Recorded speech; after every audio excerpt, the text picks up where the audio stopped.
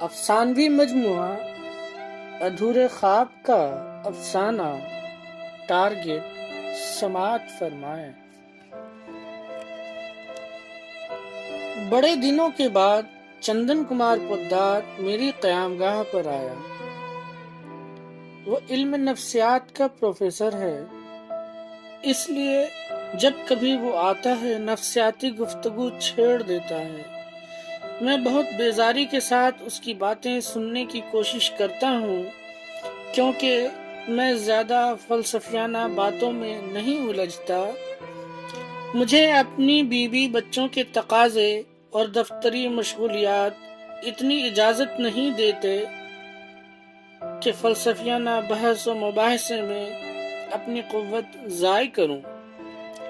فلسفیانہ مباحث کو میں صرف وقت کا ضیاع سمجھتا ہوں، اس کے علاوہ مجھے اس کا اور کوئی صحیح مصرف نظر نہیں آتا۔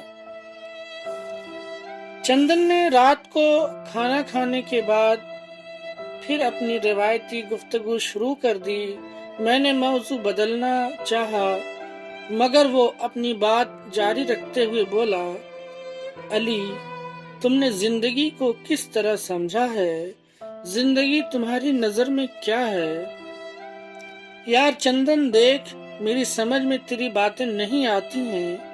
میری نظر میں زندگی یہ ہے کہ کھاؤ پیو مست رہو اور ایک دن مر جاؤ، کیونکہ زندگی کا کوئی بھروسہ نہیں ہے۔ چندن کہنے لگا، نہیں علی، ایسی بات نہیں، کہنے کو زندگی کا کچھ بھروسہ نہیں ہے، لیکن اگر سوچئے تو زندگی ایک طویل اکتا دینے والا سفر ہے۔ یہ سفر اس وقت اور کٹھن ہو جاتا ہے جب کہ آپ کے پاس پورا کرنے کے لیے کوئی ٹارگٹ نہ ہو۔ اس لیے قدرت نے ایسا انتظام کر رکھا ہے کہ ایک کام ختم ہونے کے بعد فوراً دوسرا کام انسان کے سامنے آ جاتا ہے اور آدمی کو جینے کا سہارا مل جاتا ہے۔ یہ دکھ درد، یہ راحت و فرحت، یہ غم اور خوشی، یہ ملنا بچھڑنا، سب اسی لیے ہیں کہ زندگی سے انسان کی دلچسپی برقرار رہے۔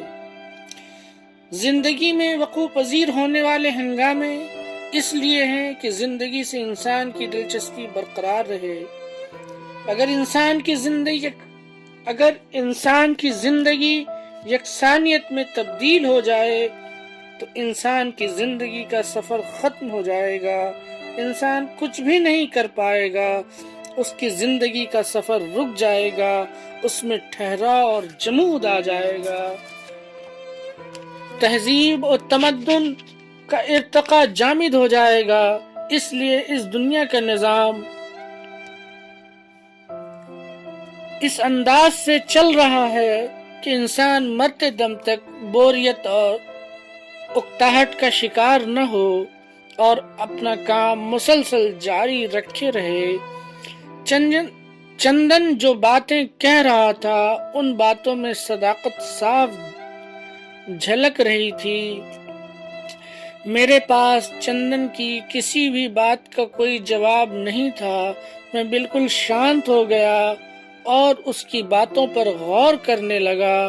مجھے چندن کی باتیں اب سمجھ میں آنے لگی تھیں اور میں زندگی کا ٹارگٹ بھی سمجھ